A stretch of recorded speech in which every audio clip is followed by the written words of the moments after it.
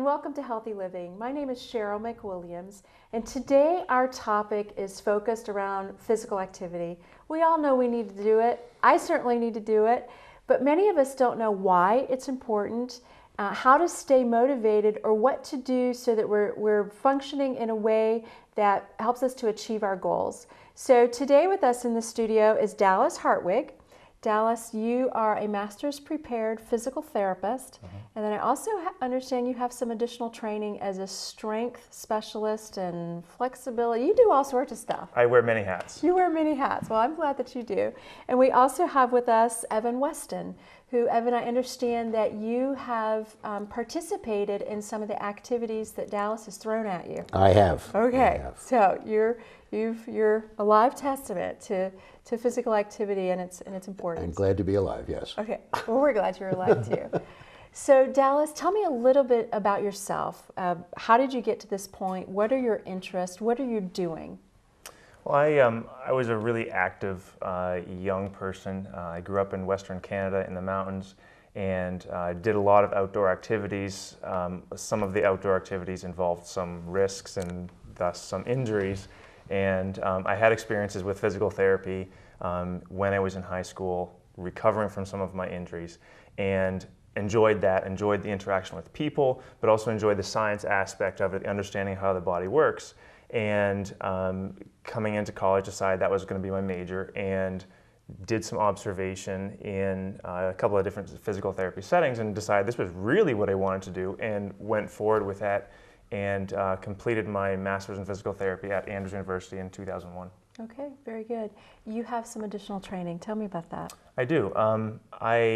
From 2003 to this past year, I kept up my certification as a certified strength and conditioning specialist through the National Strength and Conditioning Association. It's a lot of words. Essentially what it means is I teach people how to move, how to exercise, how to do things that are not intuitive to them. So starting from scratch, starting from basics, and building a program of exercise to improve people's health and functionality. Okay. What would that look like? What does that mean? Well, it looks a lot different for a lot of people.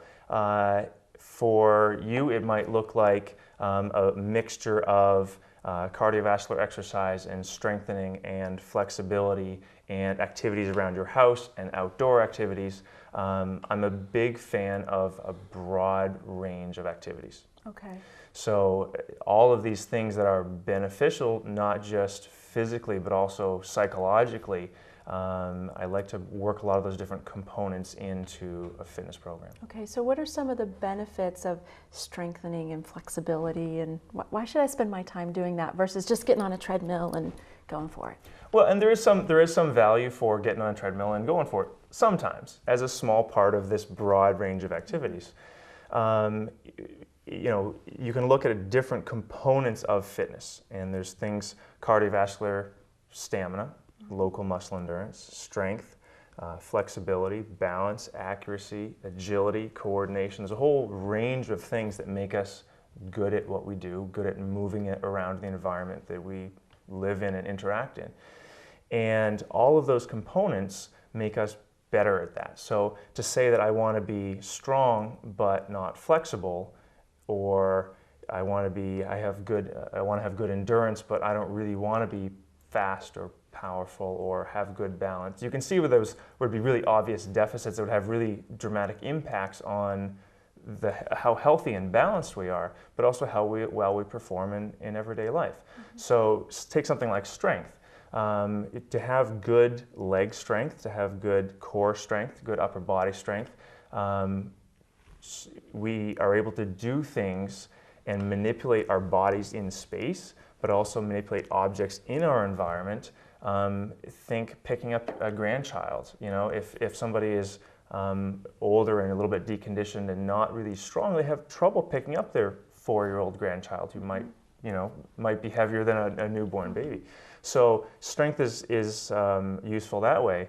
It's carrying your groceries up your stairs and putting them away on the shelf, in your kitchen. It's carrying a bag of cat food. It's a lot of these things. Interestingly, there's a lot of overlap between these different components of fitness, and improving strength makes a really big difference on balance. So statistically, especially looking at older people, people who have better leg strength have a much lower risk of fall-related injuries. So there's a lot of overlap with these different components, different aspects of fitness. Wow. Now tell me about the flexibility part, because I understand that as folks become more flexible, that perhaps it can decrease their risk for falls. And Certainly, certainly. And when you work on flexibility, essentially what you're talking about is your ability to move your body in space through a specific range of motion. And essentially, you can talk about muscle flexibility, and you're also talking about connective tissue, there's tendons and ligaments that support your joints and allow your joints to move normally. And so essentially what we're working on when we work on flexibility is the ability to perform various activities in a significant range of motion. And improving that, like you said, does lower risk of losing balance, of fall-related injuries, of straining a muscle or stretching a tendon or spraining something. And while it's sort of intangible, it's well backed up in the literature as far as statistic, averages.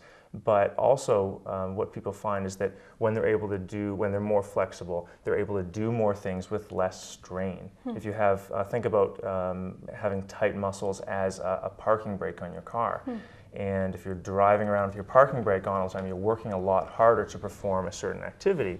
And stretching takes off that parking brake and basically puts less resistance on performing everyday movements.